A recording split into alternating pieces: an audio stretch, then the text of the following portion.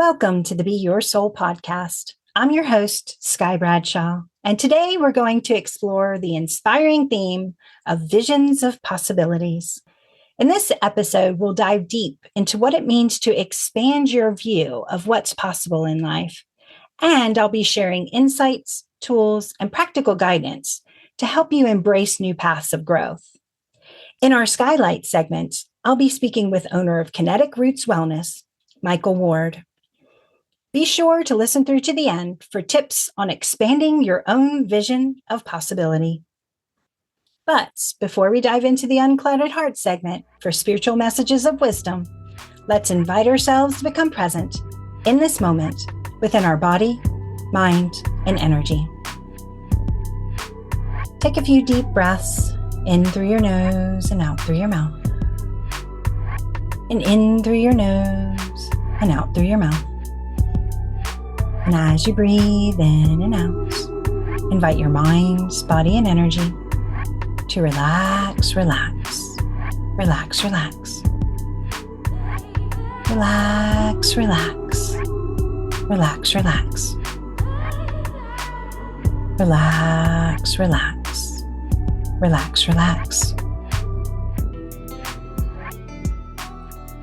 And as we move into this space of complete relaxation, we open up our energies to the ancestors, loved ones, and friends to come together today to heal and guide us and lift us to the highest version of ourselves in the light of the universe, so we may hear what we need to hear, know what we need to know, connect how we need to connect, and be what we need to be for our highest and best good and the highest and best good of all involved, as we open up space to heal and harmonize. When I think of visions of possibilities, I think about the boundless expansiveness the universe offers us and how we can access that in alignment with our true, authentic selves. I often joke when I'm teaching that my obliviousness is my greatest gift and my worst curse. Somehow, I've always been able to tap into the vastness of the universe with a view as wide as the horizon. I can be knee-deep in a challenging project, and someone will comment on how difficult it is. But to me, I don't measure the impasses, but look at the possibilities, because it's what I'm meant to be doing.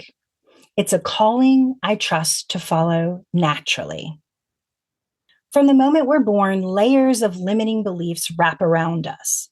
Think of that line in Finding Nemo. You can't do it, Nemo. You just can't.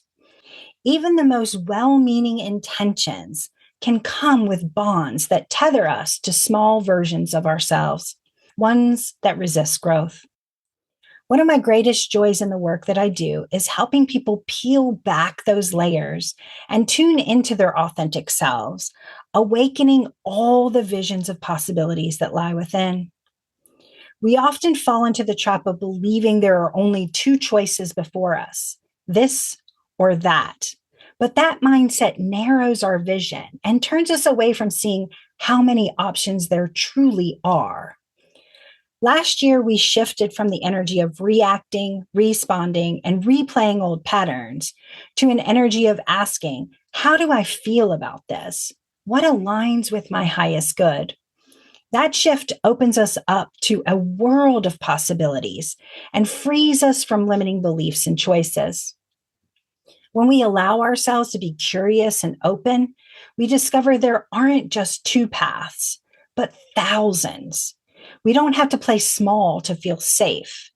It's time to raise our healthy voices, live fully, and tap into our potential. Ask yourself, whose measuring stick are you using to gauge the possibilities in your life? And does that measuring stick even come close to reaching as far as your soul can stretch?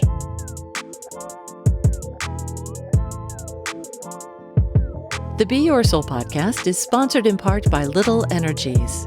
Check out the Little Energies bundle pack, just in time for the gifting season, which includes 3 fantastic resources to help children connect with their chakras and nurture their natural energy flow. First, there's the Little Energies Oracle deck, a colorful and easy-to-use deck designed specifically for kids. Next, don't miss Sky Chakra and Her Energy Family, an engaging children's book that introduces young readers to chakras through vibrant illustrations and simple lessons. Also just released is the Little Energies Journal, filled with daily check-ins and prompts that support emotional awareness and self-reflection. You can purchase these resources as a bundle at a special rate or individually to help children grow and learn through their chakra system. Order your Little Energies bundle pack at www.littleenergies.com.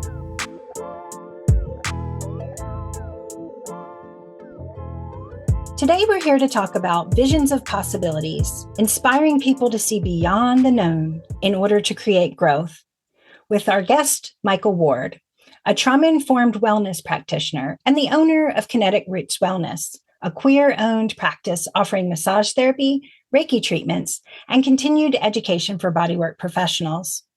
With over a decade of experience in Reiki and meditation, and a specialty in oncology and condition-specific massage, Michael brings a compassionate, holistic approach to healing. As the organizer of the Triad Reiki Conference, Michael is committed to creating accessible, healing-centered events and is passionate about exploring the intersections of mindful healing, spiritual growth, and community wellness. Welcome, and I am so glad to have you on the show today to talk about the concept of visions of possibilities. So thank you so much for being here. I'm super excited to be here, and thank you so much for having me on the Be Your Soul podcast, Guy. Oh, I appreciate you so much.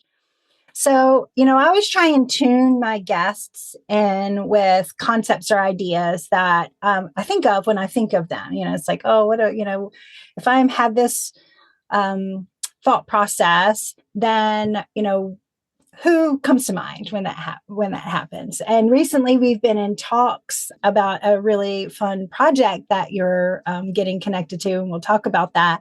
But when I thought of visions of possibilities, I was like, ooh, that is a good, actionable example of a vision of possibility. So when you think of that, I'm going to let you talk about your project and how you incorporate that idea of visions of possibilities into your own work in life and the experience that kind of took you to your project.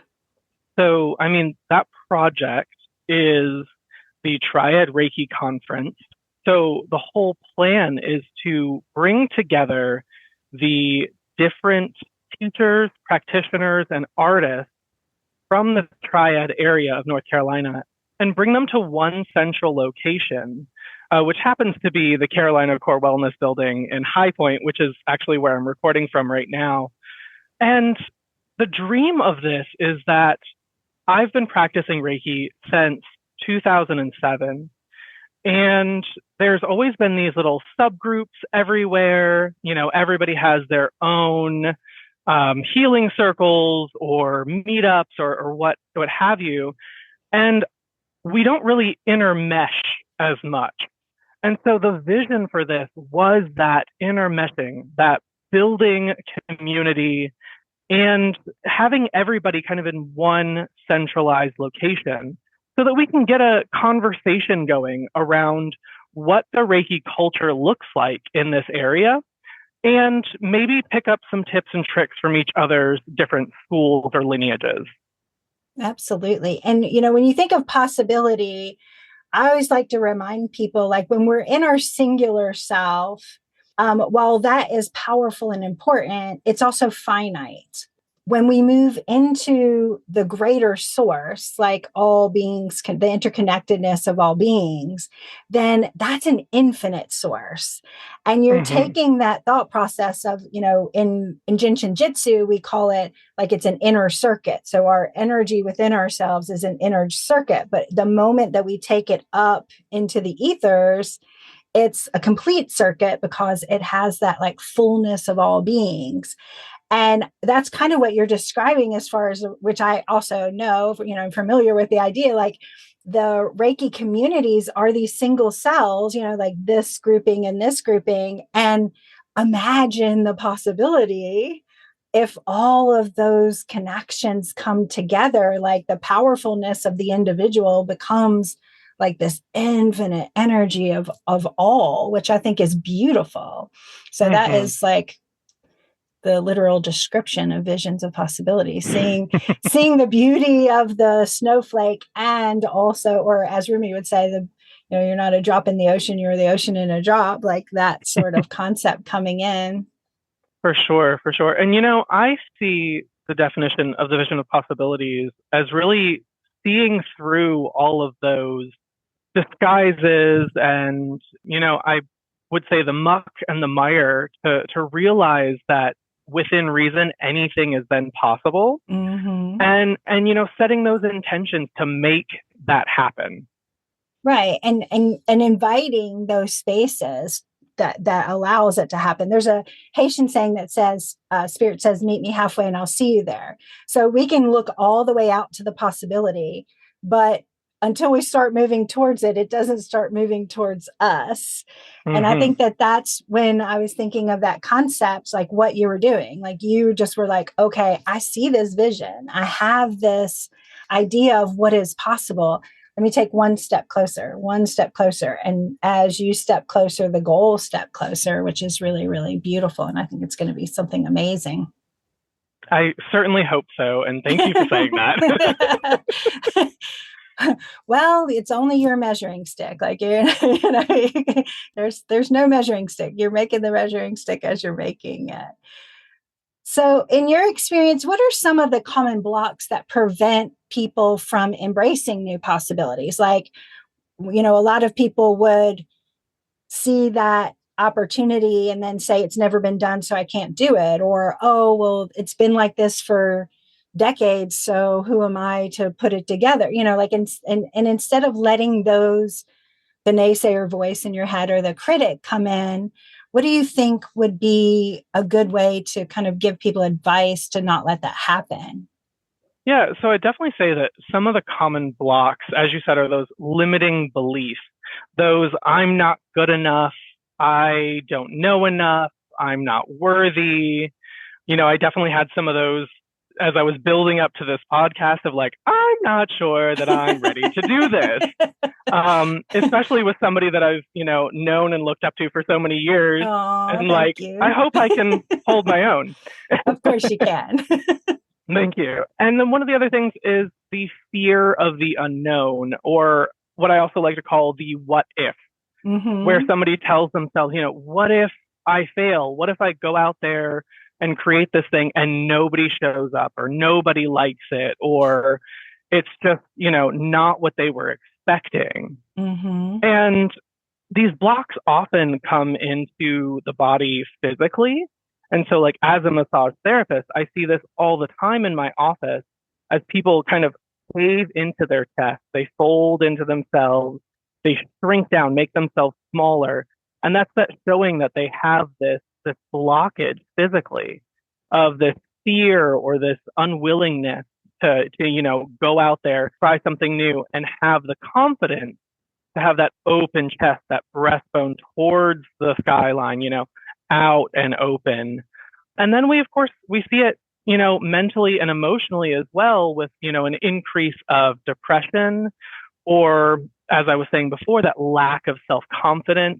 And that, as you said, the inability to take that next step forward in the process, for sure. And when I look at like steps to overcome this, I typically tell people that they can begin with like checking in with themselves. And I really recommend doing this in the form of a body scan meditation, going from the feet and scanning up, feeling from the inside out, what's going on with my body? I'm having this fear, I'm having this limitation. What's going on with my body? Where does this live within that body? And as you know, with Reiki practice, we have a thing called Reiki surgery, or sometimes called psychic surgery.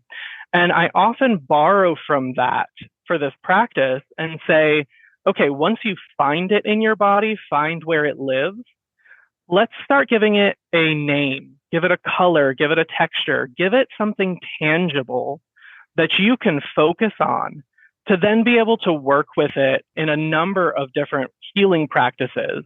It's Mhm. like once you identify it, you can then work with it. Yeah, exactly. And I think like the other blockage, that we were literally just talking about is like the measuring, I call it the measuring stick. Like, you know, my measuring stick and your measuring stick is different. And so if I'm using your measuring stick to measure my success, then it's never going to come out right because it might be similar, but it's still going to be different. And so when we have a blockage, it's not usually coming from our soul. It's not coming Mm-hmm. from our, connection with the divine or our interpersonal connections with ourselves.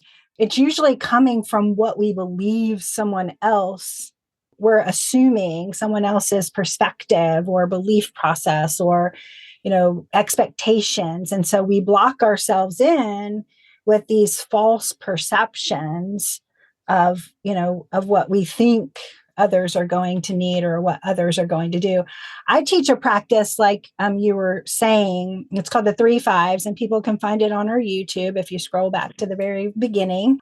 But it does a body scan, it does an emotion scan, it does an energy scan, it does a thought scan, it does an energy scan, then it does an intuitive scan, and then it does an other people's energy scan or other Mm. energies. And it brings you into these spaces. So we know, like, if I have a limiting thought, how do I know it's a limiting thought and not an intuition? How do I know it's, and it's by knowing ourselves, it's by tuning into ourselves in the deepest way. And if I surely know myself, then I know what my intuition sounds like and what my ego sounds like. And so that can also be a way to break the blockages, because if we're confused of what voice, so to say, is speaking to us, then we're going to filter it through our ego because we're humans and that's what we do. And I definitely agree with you. And, as much as it is what other people are thinking and that measuring up to their thing, it's also about our caring about what they're thinking, embodying that in our bodies and holding on to that physically, but also energetically, like you're saying, putting that somewhere within ourselves. And that's where that lives now. And it's just rooted in our bodies. And so that act of awareness and self-awareness from the inside out is what allows us to then be able to identify and work with it.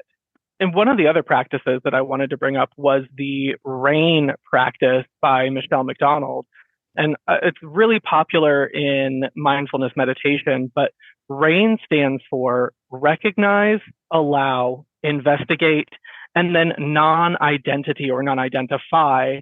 And I really prefer the more modern take on this, which is also nurture, can be used for the N.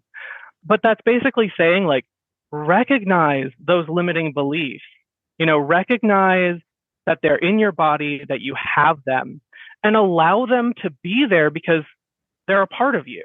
It's allowed. If you fight against it, they're going to fight against you. So allow it to live there. And then as you have that grace, that time, investigate it a bit. Go in there, find out, is this me? Is this myself putting this on me? Or is it that measuring stick situation like you're talking about where somebody else's measurement is not adding up to mine? And then take the time to make sure that you're not identifying with it or you're giving it nurturing, that you're able to care for yourself, give yourself that self-care to kind of heal from that. Yeah, that is beautiful and powerful. And it gives us permission, because one of the other things I'm always soapboxing about is like, you're going to have thoughts and feelings. It is going to happen. Sometimes they are not going to be nice, either to you or to others. These things are true. We are humans.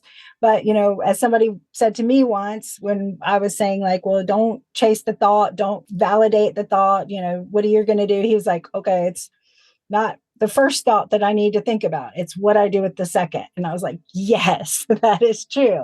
And that process gives us that permission to go, like, it's going to happen. I'm not going to shame myself or spiritually gaslight myself because I just had a less than spiritual thought. I'm going to just know I'm not going to follow it down the rabbit hole to whatever, monster that's under the bed, that would want to limit me. I'm just going to realize like I can hear that. I always say the ego has a purpose. It asks the question, the soul answers it. So if the ego says, who do you think you are? Then the soul says, here's who I think I am. I am this person who does these things. And then you're like, okay. But if the ego asks and answers, then that's when we get in trouble. For sure, for sure. And, that kind of leads right into one of the things that I had written down for the way to care for yourself, the way to nurture. Mm-hmm.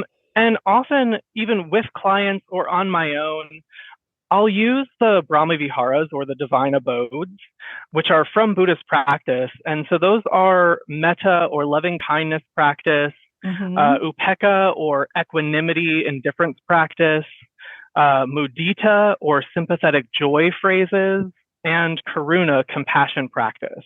And I really want to hone in on the metta and loving kindness practices here, and the upekkha and equanimity practice here, where loving kindness is wonderful because you can give yourself the love that the other person isn't giving you by Mm-hmm. that measuring up situation. And then with the upekkha practice, with that equanimity practice, you can say, what was yours is yours, and what is mine, and that's okay.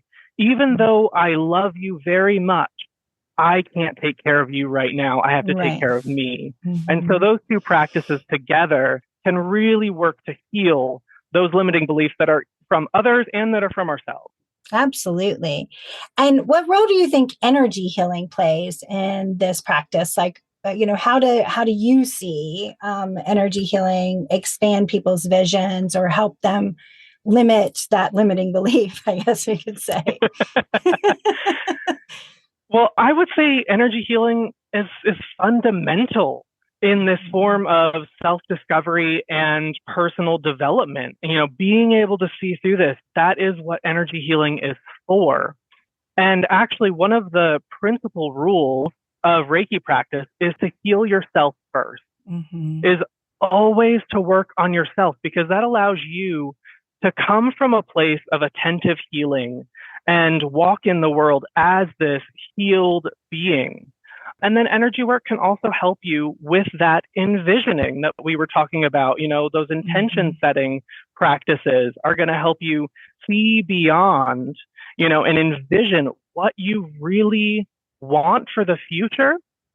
And you can always go back to those mantra phrases, as in the Brahma Viharas, as I was just talking about, to kind of reassure yourself as well. And that's also a form of energy healing. Mm-hmm. I mean, really, just walking outside barefoot is a form of energy healing. Right, exactly.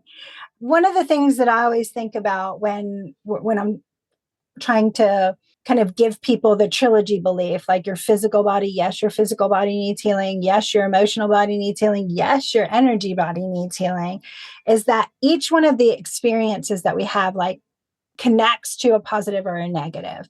And what sorts that energy is our emotions. So if I feel positively about it, I'm going to log it positively in my system. If I feel negatively about it, I'm going to log it negatively in my system. But it's like we have two backpacks on our shoulders and we're picking up these rocks. So each time that we have a feeling, we're loading it in. Well, the positive rocks are more like lava, they're light, and the negative rocks are like sandstone, they're heavy. And so we're trying to figure out like how we keep balanced in that. And energy work really is just clearing out the unnecessary. So when we tune in, it allows for us to go, oh, I have 20 rocks about trusting people who might not be trustworthy. I really only need one rock about that to remember. I don't have to touch fire every time to know that it's hot. So if I just keep the lesson and then release the 22 lessons that came after that just reinforced it, making my pack heavier, then it allows us to be lighter. So we can say, oh, yes, I know, since like energy attracts like energy and energy multiplies upon itself, if I keep focusing, I call it red car theory. I didn't see as many red cars until I got a red car. There weren't more red cars on the road. My awareness was just on the red cars at that point.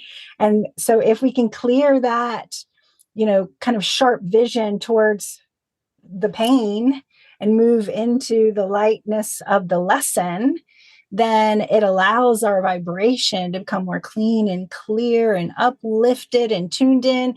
And when we're uplifted, when our head's up instead of looking at our feet, then we see the possibilities. Mm-hmm. I mean, not to mention the physical characteristics with that. With the head is lifted, that neck is elongated, you can breathe better, you have less neck tension in the back, you have less chest tension in the front. I mean, it makes such a difference to be able to have that head up high and walk tall in the world. Again, going back to healing the self, because nobody else is going to do it for you. Right. You can go to all of these practitioners and you can do all of these things, but in truth, you have to do some of that work yourself and have that self-discipline, or otherwise it's just going to come back up. Instead, it's just like a Band-Aid over the patch, Absolutely. So is there anything else about visions of possibilities that you want to bring up, or anything you think we didn't touch on yet? Well, I definitely want to challenge the listeners. So I would challenge them to do one thing this week that they feel like may be impossible. Now, I'm not talking about anything major or crazy. I'm talking about something small. Just, test it out, see how it goes. So for me, it's doing this podcast right now. For many people, it might be recording a live video for their social media. It might be starting a new book series, but that's okay. Like, just test it out, see how it feels to free yourself from those limitations. And, if that's still too scary, I would challenge them instead not to push themselves too far beyond what they think is safe, but instead simply check in to identify at least one reason why that's scary for them, because sometimes it's just knowing the why. Right. That is enough to break the belief. Exactly. I am a huge fan, and I have a little bit of a cartoon brain, so I will, I go down that road pretty easy. But I'm a huge fan of the thought process of the Alice in Wonderland, 6 impossible things. Like her dad at the beginning of, says like, sometimes before breakfast, I think of 6 impossible things, and then I know I can do anything. And so whenever we go into that fear base, or that like, well, that's not possible, or that's out of my reach, or that's, I like to personally tune in and go like, well, let me think of 6 things that, I thought at one point was impossible, and now here I'm doing, and then realize like, is it really impossible, or am I just like putting a block in front of myself? And so, that also helps me whenever I'm thinking about impossibilities or like things beyond my reach. I'm like, well, wait, I remember once, this is a funny story. I remember I was producing a show, and I had written the script, and I had a live band, and they were like playing, and I had performers, and they were, I'm narrating and the performers are acting out. And I was invited one of my friends, and I was like, hey, I'm doing this thing. It's this real fun show. Like you'll love it. Like, and I explained it just like I explained it to you. And she said, oh, so you're producing a musical. And I was like, yes. But because I didn't look at it as this big musical production, I just was like, oh, I'm going to get these friends together, and they're going to do these dances, and these people are going to play this music, and I'm going to tell this story. Like, it allowed for the expansiveness of it to just happen without all of the overwhelm of believing that it was, bigger than anything I could fight off. But so with that, I ask every guest 3 questions. So what does it mean to you to be your soul?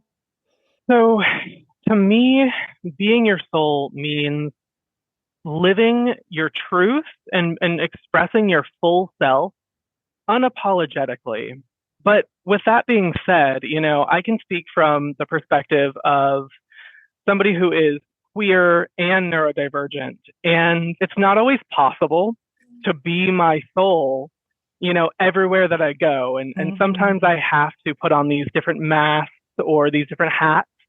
But to me, being my soul is those moments where I get to be with people that I know won't judge me for making a weird noise or talking with my hands very over the top, or, whatever I need to do to let my light shine through.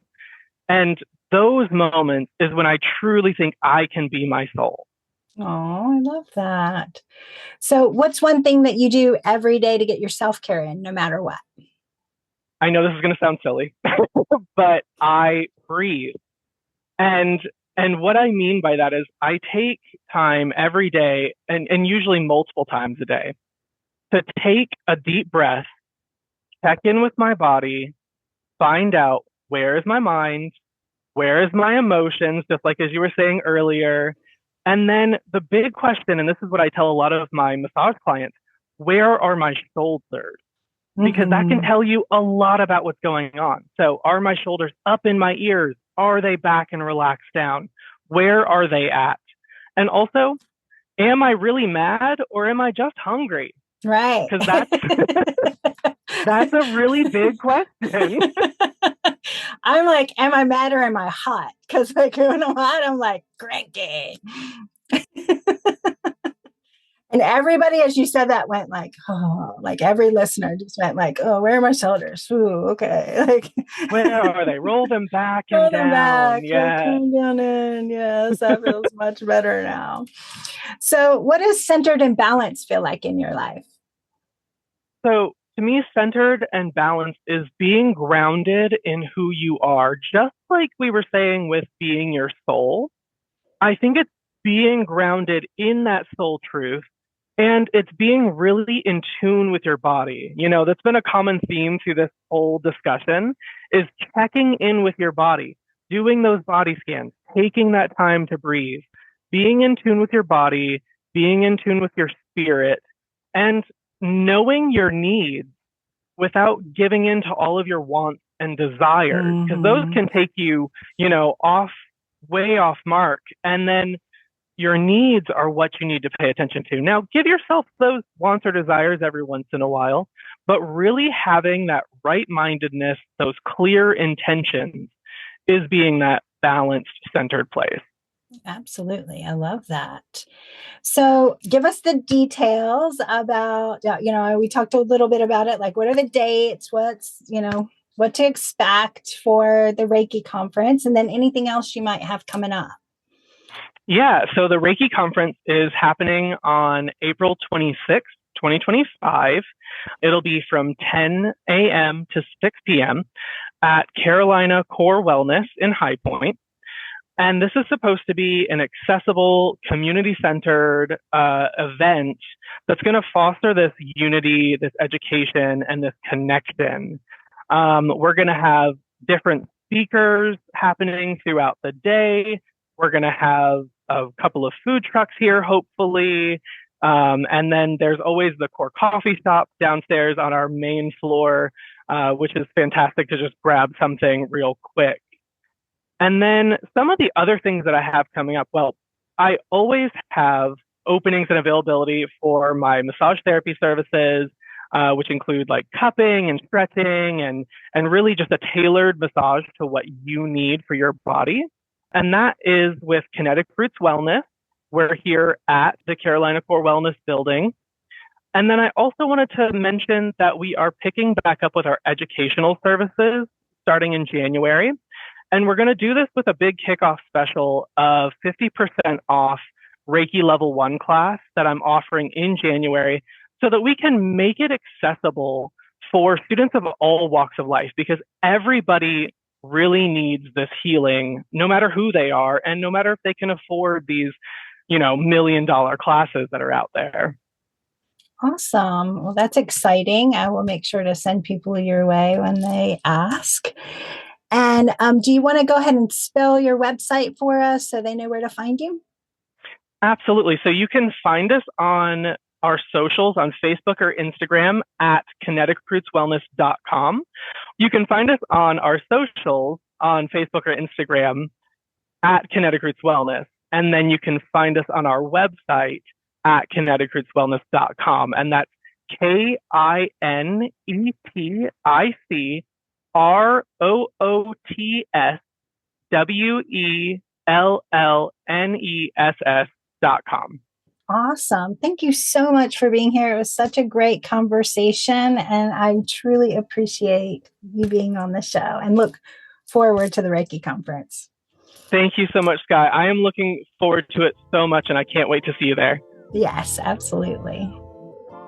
Thank you, dear listeners, for joining us on this transformative journey into the realm of possibilities to your highest and best good unknown.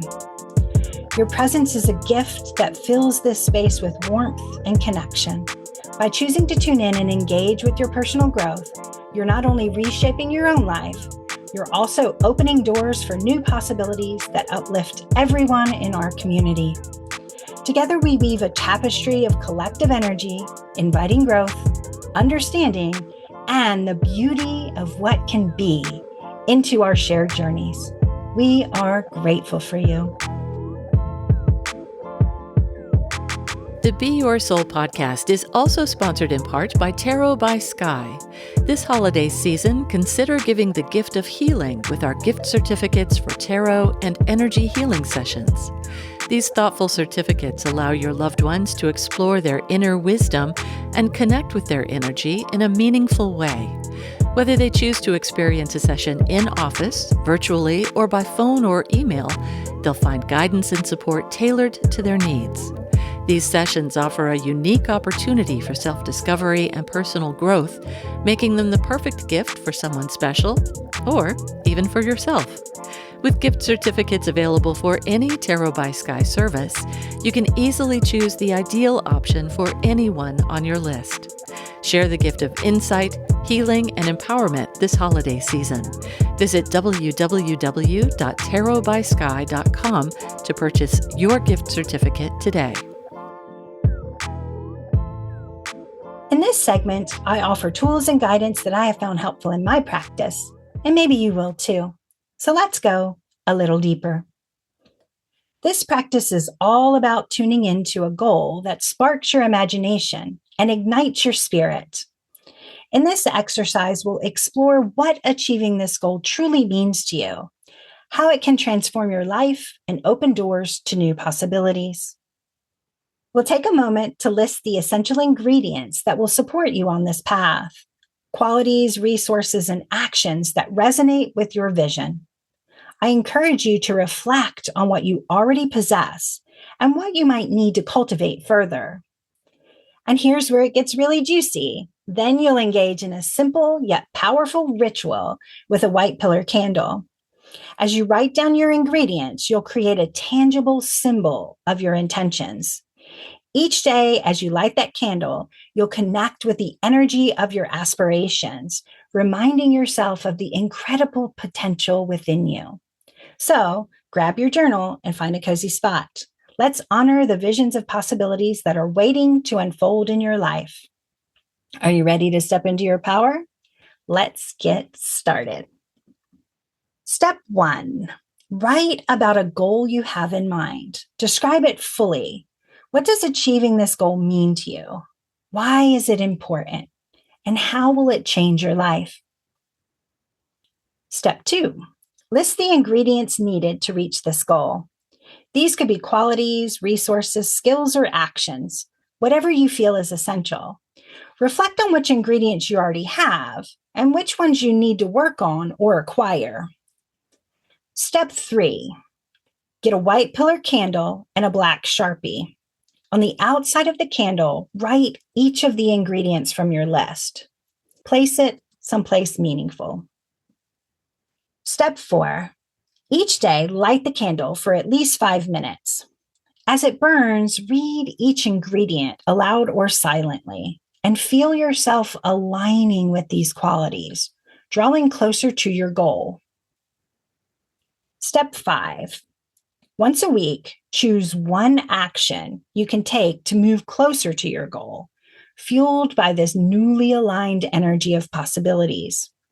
Let each action be a conscious step forward, honoring the ingredients you've set into motion. As we wrap up this transformative journaling exercise, take a moment to reflect on the journey you've begun today. Remember, every goal is a stepping stone on the path to your highest self, and each ingredient you've identified is a piece of your unique puzzle. By lighting your candle each day and embracing the energy of your intentions, you're not just envisioning your dreams, you're actively inviting them into your reality. So keep nurturing those qualities, take those conscious steps, and trust in the process. Your visions of possibilities are more than just dreams. They are the blueprint for the life you're meant to live. Thank you for joining me on this journey. And until next time, may you continue to shine brightly and embrace all that is possible within you. May you be well. May you find peace. May you feel blessed, and may you be whole. If this exercise spoke to your heart, consider deepening your journey by joining us on Patreon. As a member of the Be Your Soul community, you'll enjoy exclusive access to content that explores the energy system, fosters spiritual growth, and offers practical insights for everyday life. By becoming a patron, you not only support our work, but also unlock valuable resources to help you fully be your soul. For easy access to our Patreon, podcast episodes, YouTube channel, and more, visit our website at www.beyoursoul.org.